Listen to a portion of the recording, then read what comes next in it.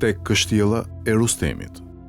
Rustem Farakzadi, me një ushtri të madhe dhe të armatosur mirë, ishte nisur për të thyer myslimanët, të cilët u kishin shkaktuar humbje të rëndë persianëve.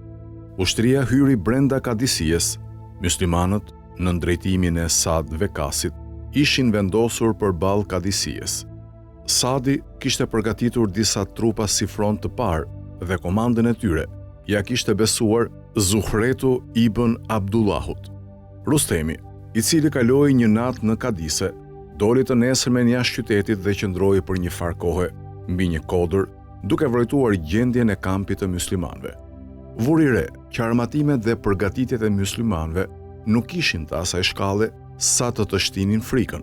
Mirëpo, sikur ju shpall në zemër se lufta me këta njerëz nuk do të kishte fund të mirë.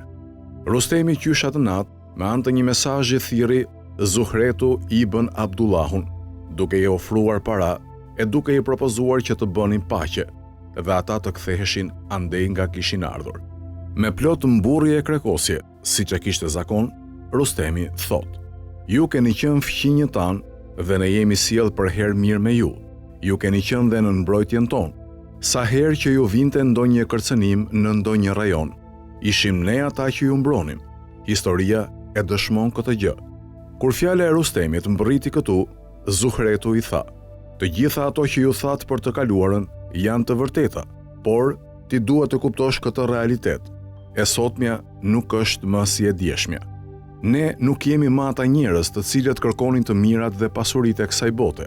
Ne i kemi lënë pas qëllime toksore. Kemi qëllimet e botës së përtejme tashmë. Në të kaluarën kemi qenë ashtu siç e the ti, derisa një ditë erdhi profeti dhe na shpalli profecinë e tij mes nesh. Ai neve na ftoi drejt Zotit që është një. Zoti i ka shpallur profetit të tij, në qoftë se udhëtarët e tu do t'i rinë besnik asaj që të është shpallur ty. Atëherë Zoti do t'i japë përsi mbi kombet e tjera dhe mbi popujt e tjerë. Kushdo që i bashkohet kësaj feje është i dashur, kushdo që e kundërshton do të përballet me të. A mund të më shpjegosh disa gjëra për fen tënde?" pyeti Rustemi. Themeli dhe baza e saj janë dy dëshmit. Dëshmia për njësinë e Zotit dhe dëshmia se Muhamedi është i dërguari i tij. E çfarëdo që ka thënë ai është nga ana e Zotit, tha Zuhretu. Kjo gjë nuk përbën asnjë problem, u përgjigj Rustemi. Tjetër, çfarë ka? Çlirimi i robëve të Zotit nga robëria e njerëzve të tjerë si ata, tha Zuhretu. Edhe kjo e mirë është. Tjetër, çfarë ka? Njerëzit kanë lindur nga një baba dhe nga një nën. Të gjithë janë bij të Ademit dhe të Havas, prandaj të gjithë janë vëllezër dhe motra midis tyre.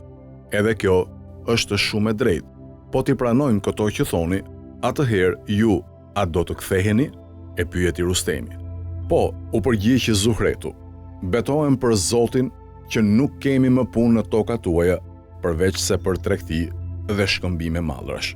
Ne nuk kemi qëllim tjetër përveç atyre që thash. Shumë mirë. Mirë po, këtu kemi një problem, tha Rustemi. Që nga koha e ardeshirit të popullit persian, ekziston një zakon i cili nuk pajtohet me fen tuaj. Që nga ajo kohë ka qenë traditë që klasat e ulta, si bujqit dhe punëtorët, nuk kanë të drejtë të ndryshojnë zanat dhe të merren me një punë tjetër.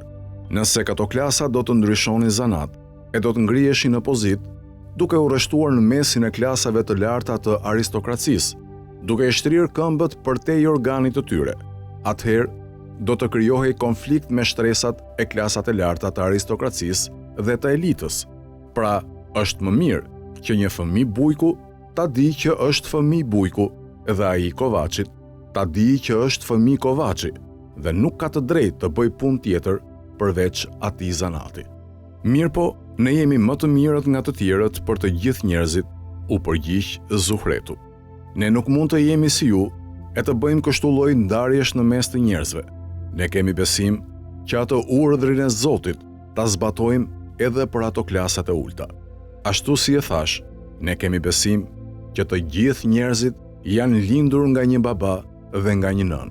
Ne jemi të bindur që detyrën tonë ta zbatojmë më së miri edhe për të tjerët.